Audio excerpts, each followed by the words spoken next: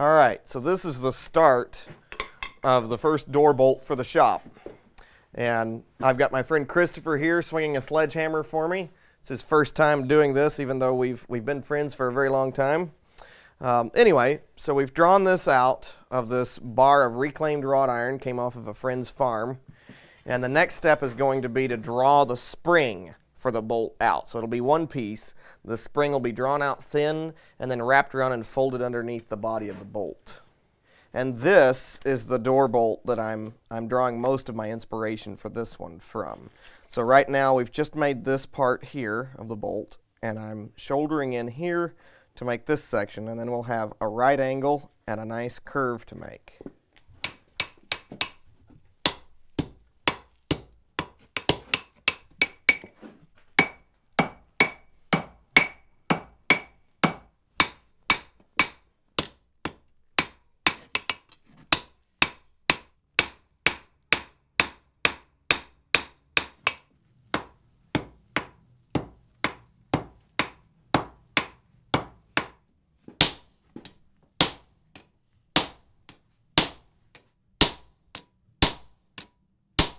A little harder.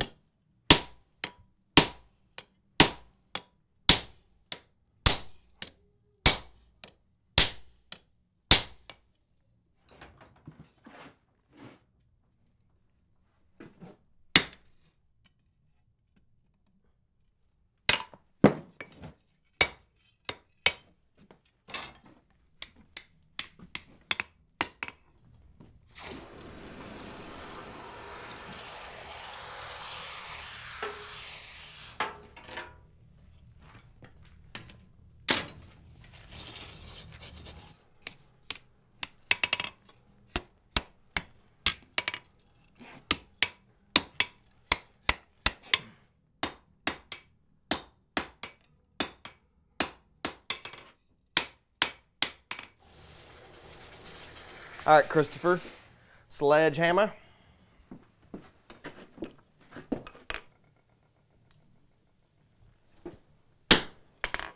Now this you can hit pretty hard.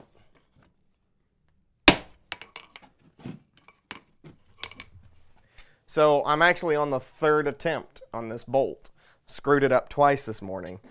This was the second attempt, and I got this area too thin, tried to upset it, almost fixed it, and then cracked it right here at this transition, which I was afraid of, but that's okay, because on this third attempt I'm able to do things that I learned on the first two. So, but this is going to be very cool if it works properly.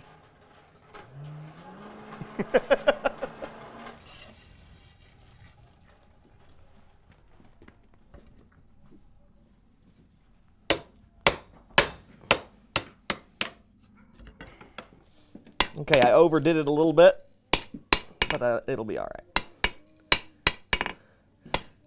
It took a lot less force than I expected.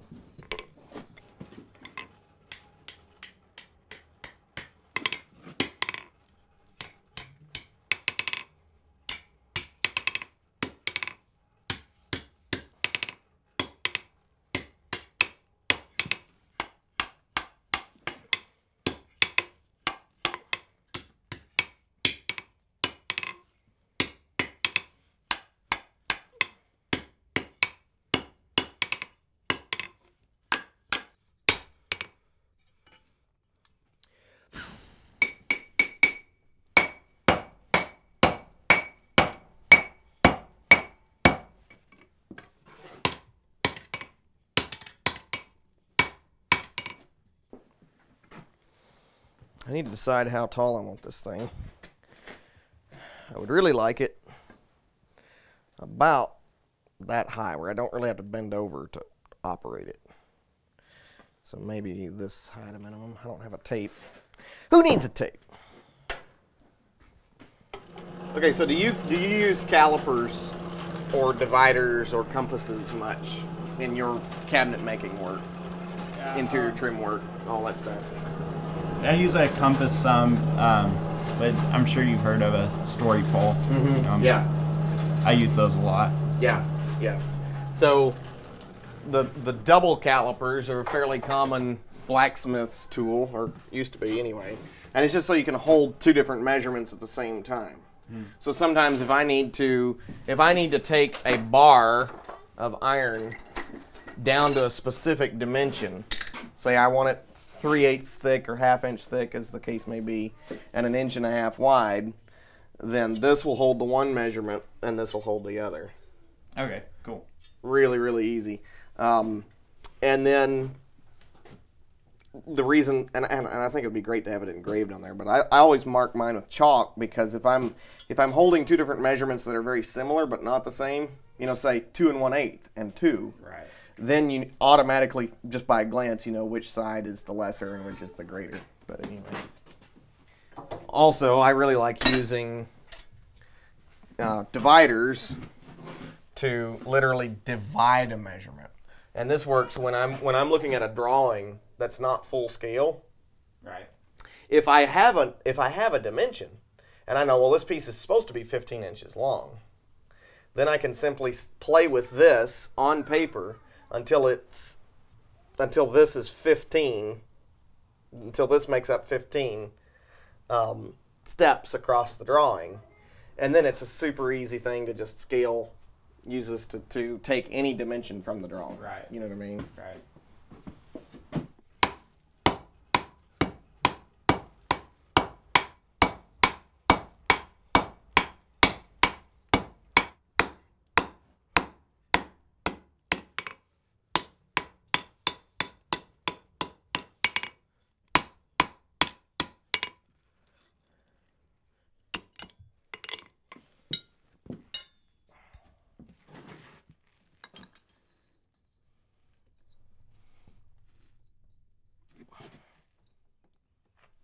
Go. Go. Go. Go. Go.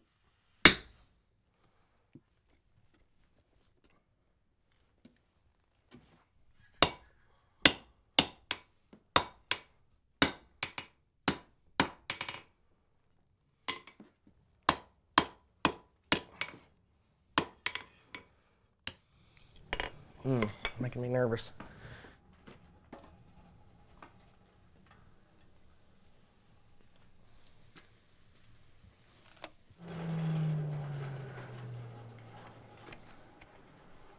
I won't need you to close the vise after all.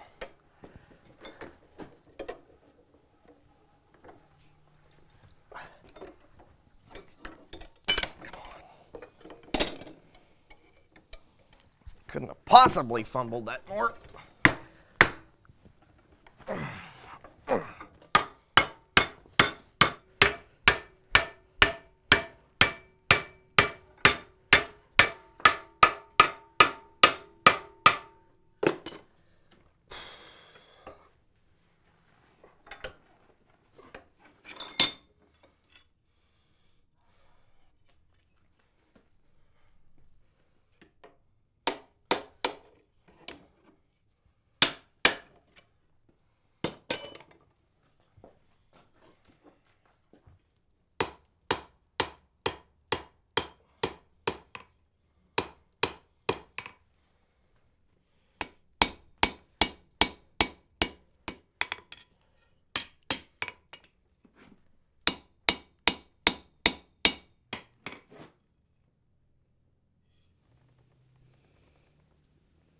I think I cracked it.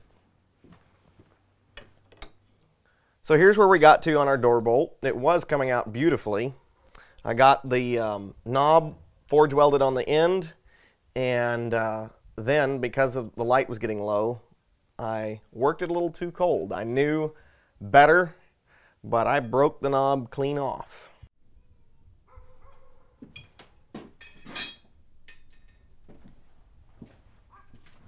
It is cold today, at least for us. It's down in the 20s. There's quite the breeze going. A few flurries here and there. A little bit of an ice storm happened. So, yeah, I guess it is quite cold. My bucket of coal is frozen.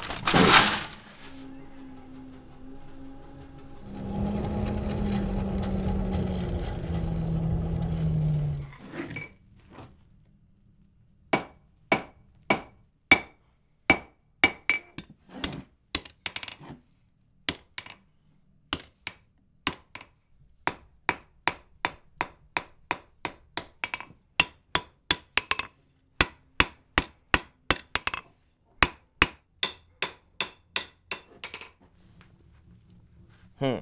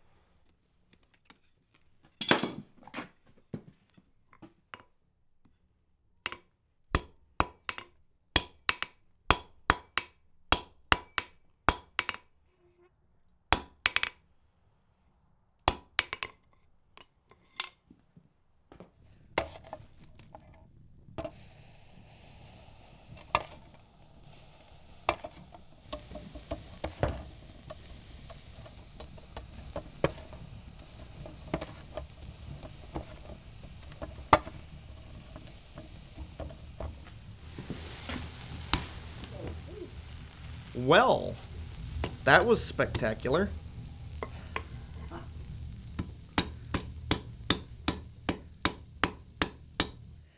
I thought that was a piece of wrought iron, but it may actually have, and wrought iron is very, very low carbon content, and it may have actually been a piece of carbon steel with a higher carbon content than I figured on. So this time I'm going to select a piece from my pile of known wrought iron.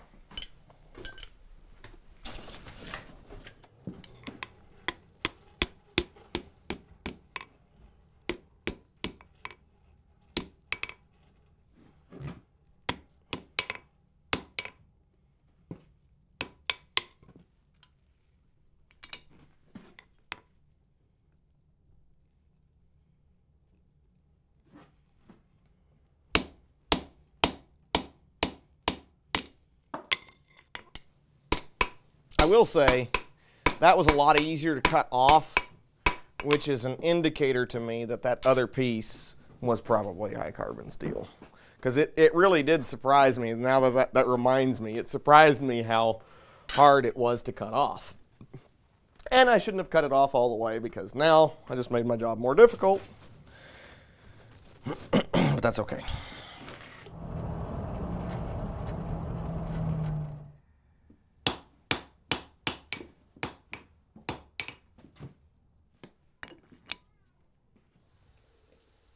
So basically, one of the rules of forging hand forging, is the metal is going to move on both sides. So it's going to move on the side that you're hitting, and it's also going to move on the side that the anvil's backing it up.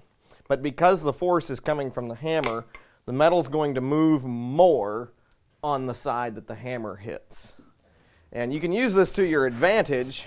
It'll really cause you problems if you don't pay attention to that principle, because if you're not paying attention to this principle, things will get lopsided. But if you are paying attention to the principle, then you can use it to your advantage in that you can sometimes correct lopsided things.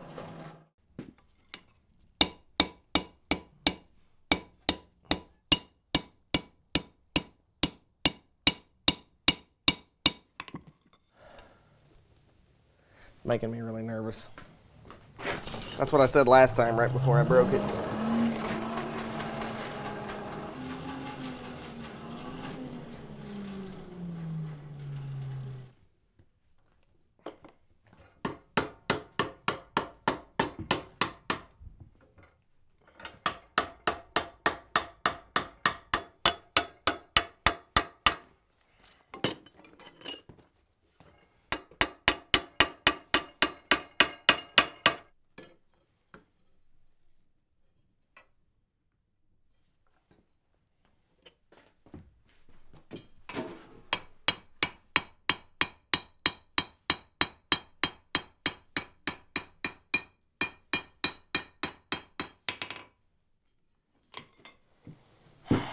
I think I'm just going to leave well enough alone for once.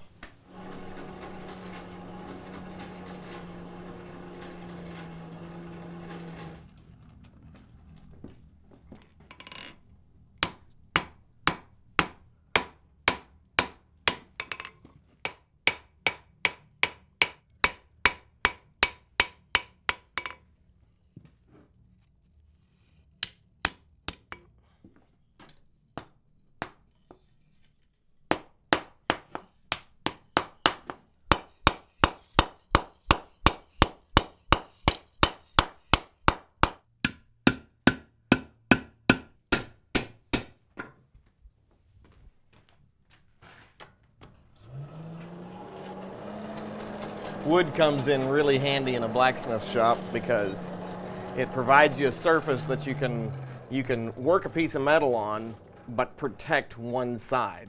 So whereas the anvil would damage whatever design you're hammering on, the wood won't. And you can actually use a wooden mallet and a wooden stump together to do things like straighten a twist without marring it or something like that. So really super handy.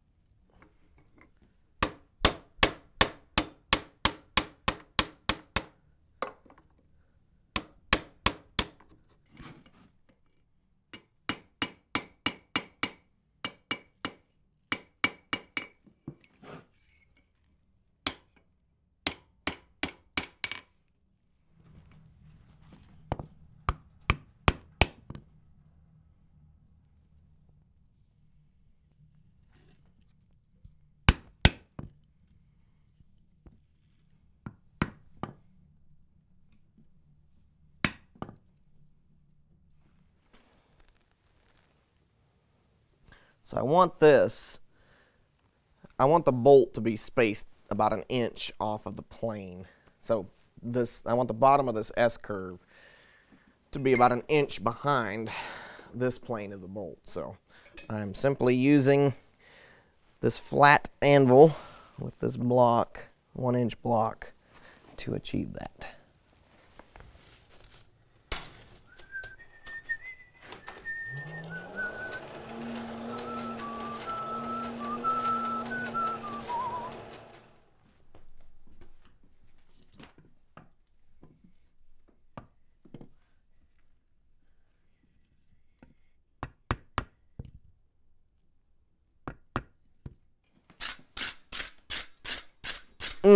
Look at those. Look at that.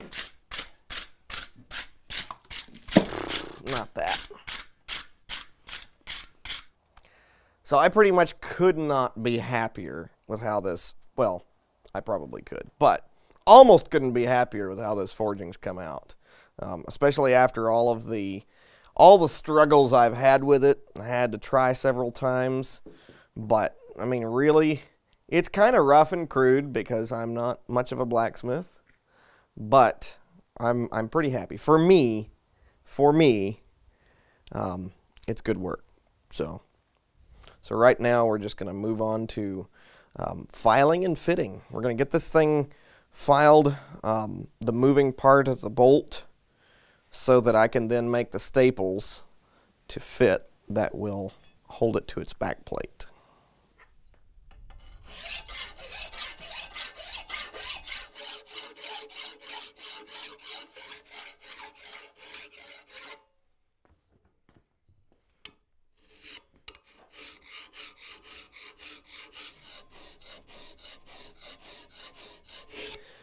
So this is called draw filing. And now that I've got the surface basically where I want it, I'm just going to draw file this down, and that just gives me perfectly lined up scratches And it would be better to do this with a single cut file instead of these double cut files. Double cut files are what I prefer for most work. That gives a very, very nice, slick surface, even though you can see marks in it. It's a very smooth surface that will slide very easily.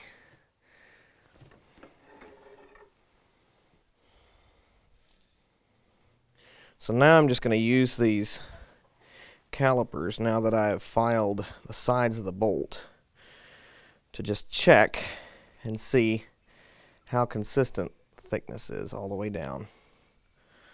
Probably unnecessary. Man, it is really, really nice. That's going to be just perfect. I like perfect the first try.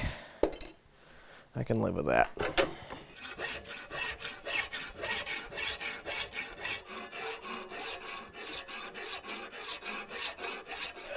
See how it's hitting right in the middle? That is showing me that there's a crown from the file not being perfectly flat as it went over. So now I'm just going to go ahead and start draw filing it.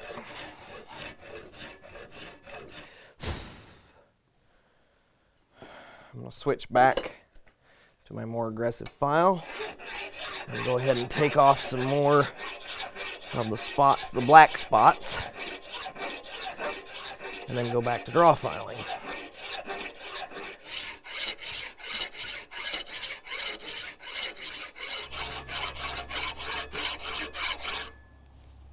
So all I'm doing here is I'm just trying to make sure that the surface is fairly flat or straight from one end to the other. And it's pretty dang close. It's not there yet. So there's a little bit of a rock to the file, and you can see daylight on each end. So there's a little bit of a hump right in the middle there.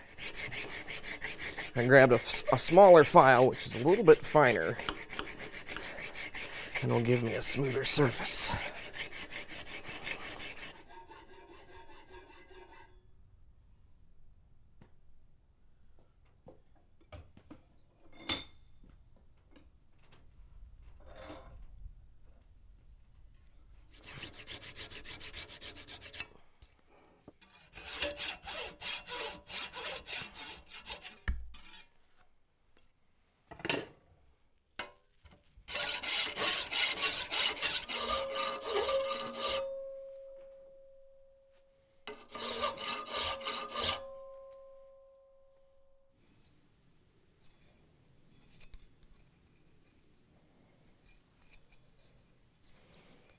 Wow,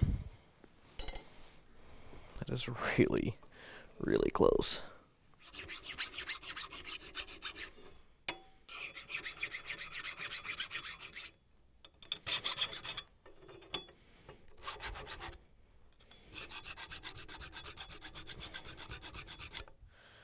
So now we have the file work done on the bolt itself. It is 100% done, this part. And the spring has its proper tension, I believe, and it is literally ready for assembly. So now we have to make the other parts.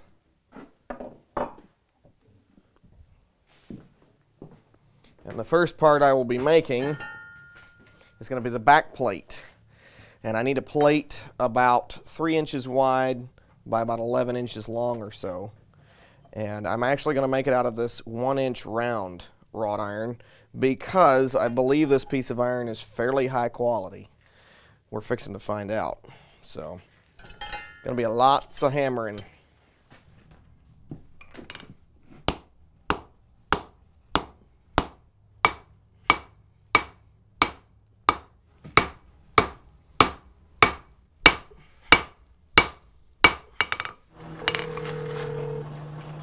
You? Hey, me. We need some hot chocolate out here. We're about to freeze. Okay. All right. Love you. All right. Bye.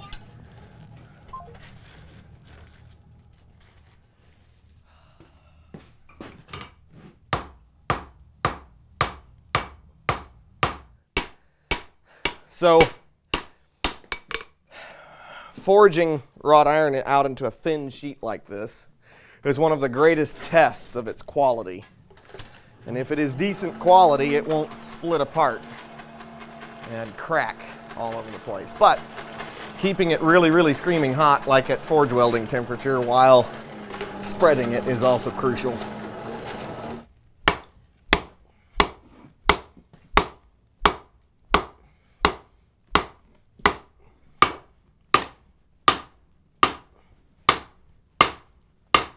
What I do enjoy about this is I'm learning, and I'm learning to do exactly the kind of thing that I want to do, learning to forge exactly the kind of things I want to forge, and all of that will be applied to the next time I do it.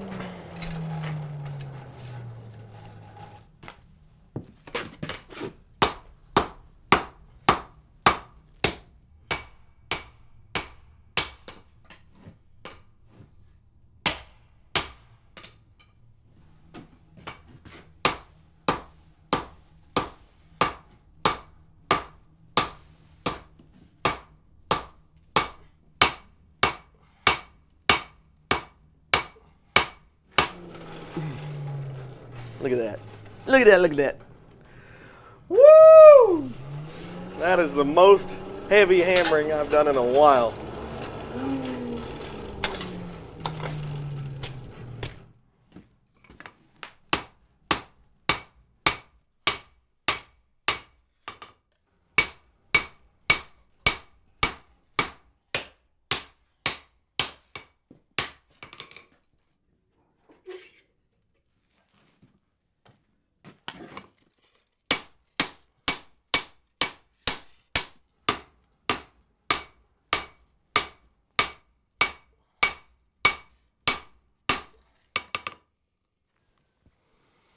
All right, so after over an hour of intense forging, we've got our plate made from 1-inch round stock.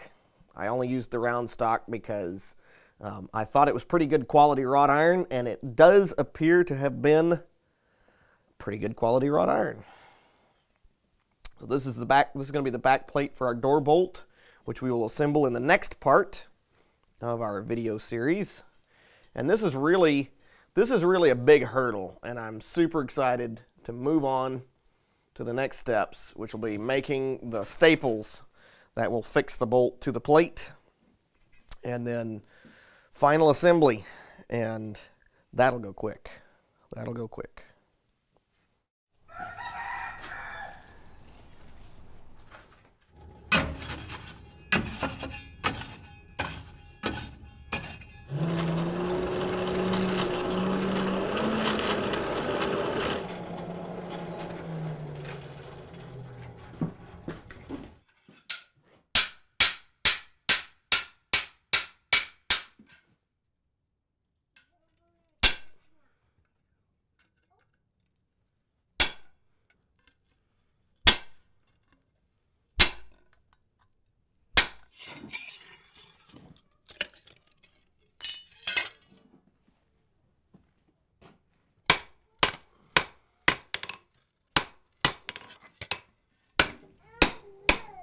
Got a nice big split right there from me not being careful enough to keep this end hot enough while I was forging it.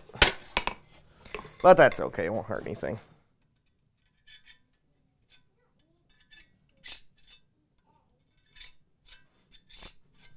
It's pretty consistent. I think I can live with that.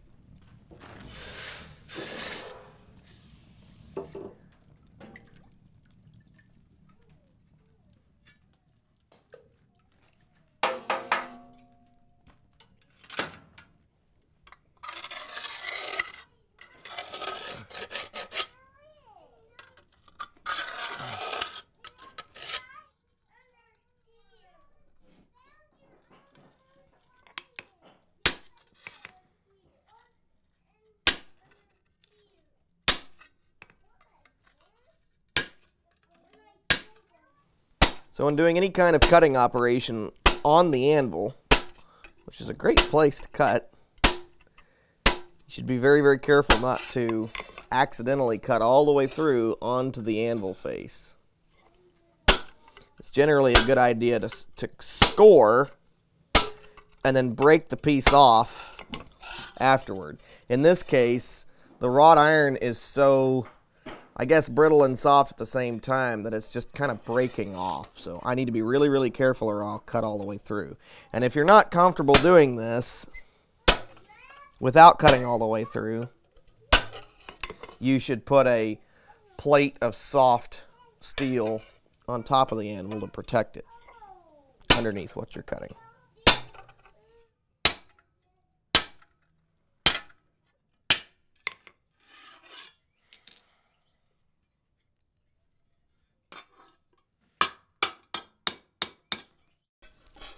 This is not working very well. I'm too stubborn to use the soapstone because I want a finer line. But I've misplaced my scribes in my messy shop, so the corner of a chisel will have to do.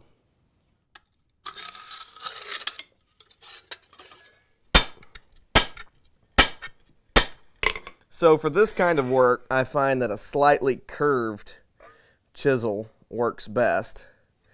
And you don't cut the full length of the chisel edge. Instead, you leave a little bit, and you're using the cut that's already there, as well as aiming at the line to keep everything lined up.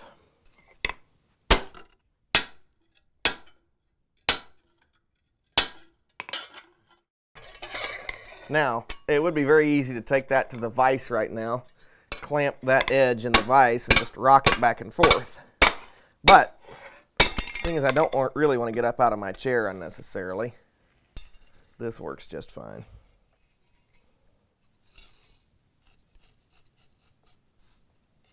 I can correct some of this in the filing, but the closer I get it with the chiseling, the less filing there'll be to do.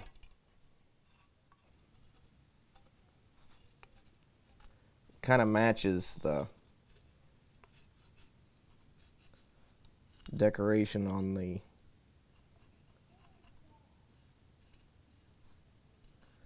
latch a little bit. Yeah, I think we'll go with that. I'm gonna not chisel quite as close in this area, and I'll file it to my liking. First thing to do is to cut in right here carefully.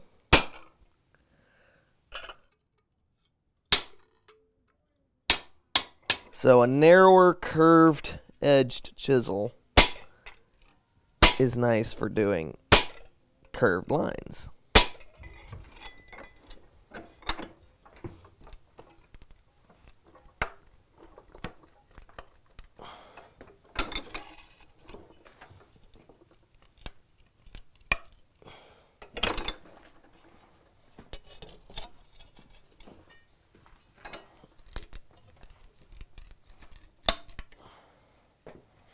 Beautiful.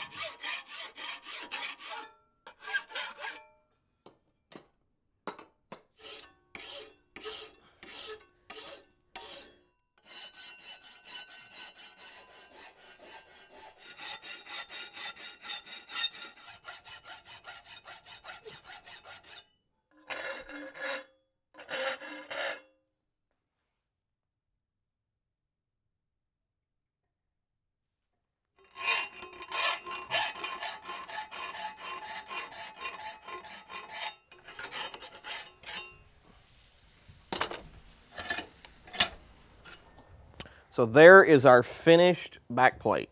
Well, at least it's shaped. This was really different, every step of it, because I'm using wrought iron. I've never worked with wrought iron sheet before, and this is pretty thick for a sheet. It's actually thicker than it probably should be. I would have been happier if it had come out thinner, but I'm not willing to go put that much extra time in it to take it a little bit thinner. But wrought iron is just it's a totally different animal than mild steel. Mild steel is much more homogeneous, and wrought iron is anything but, and it just works differently. It doesn't bend the same, and it's more liable to crack and break, and sometimes that's not an issue and sometimes it is, but in this case it's not. It actually made things a little bit easier, but it was totally different chiseling, different filing, and but overall it came out good. I'm pretty happy with it. Alright, so I need to make a staple to fit this narrow part of the bolt and a staple to fit this wide part of the bolt. And these staples need to have a pretty good fit because while I want enough slop for free movement, I don't want too much slop. And so I will need to be able to shape the staple to the size of the bolt. But I can't use the bolt itself for the form because I don't want to mar the bolt or mess anything up. So instead I've made this mandrel that is the size of the bolt here, and I will be able to use this for the final sizing when I make the staple. Use it this way for this staple, and use it this way for this staple. So we're going to try that and see how it goes. I've got this piece of rusty old iron. This is wrought iron that I'm going to make the staples out of. So the first thing I'm going to do is forge the end out into the proper sized stock for the staple, for the first staple.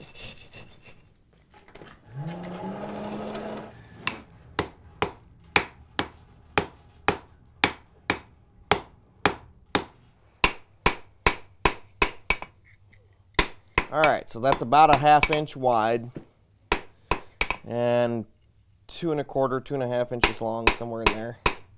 I think that's about what I need.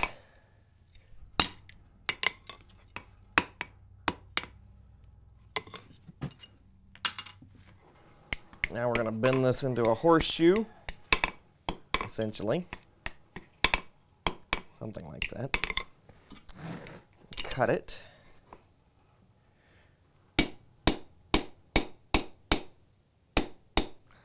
Not quite all the way off because I'm going to take another heat. And it'll be convenient to have that heat in there, or have a handle.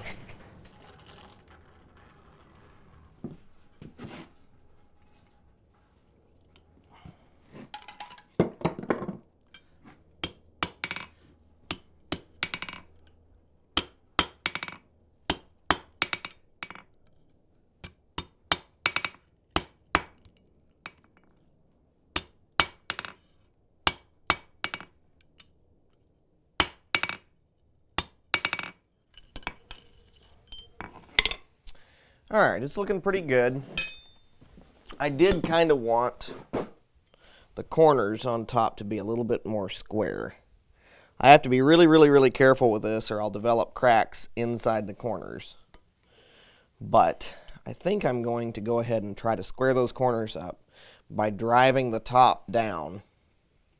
This is going to be a bit tricky, but I'm going to try it anyway.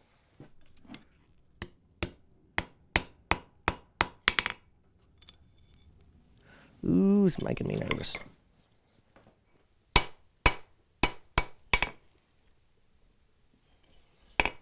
Alright, not perfectly square corners, but I think I can live with it.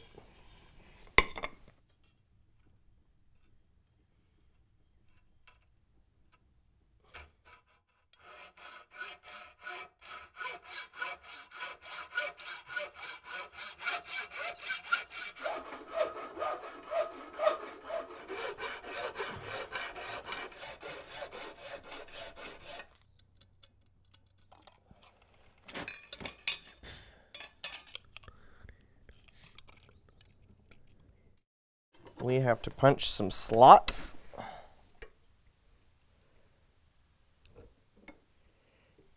And I'm going to use the vice jaws as my bolster. This is a bit tricky because I don't want to booger my vice jaws.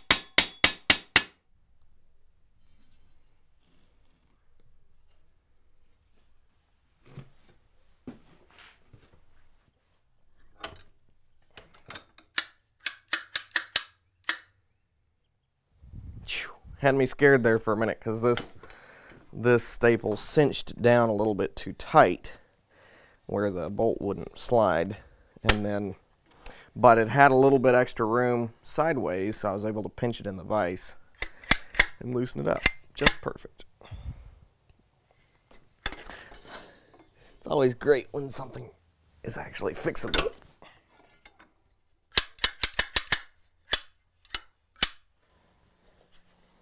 So as you can see, the bolt is captured in its travel by this staple right here and this neck, this smaller area.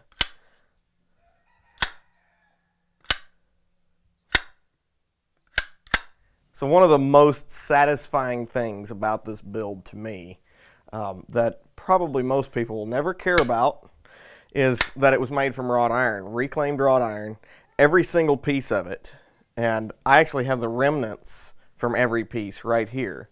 So the back plate was made from 1-inch round wrought iron, reclaimed from the old Globe grain elevator. And then the main bolt here was made from a piece of this wagon tire.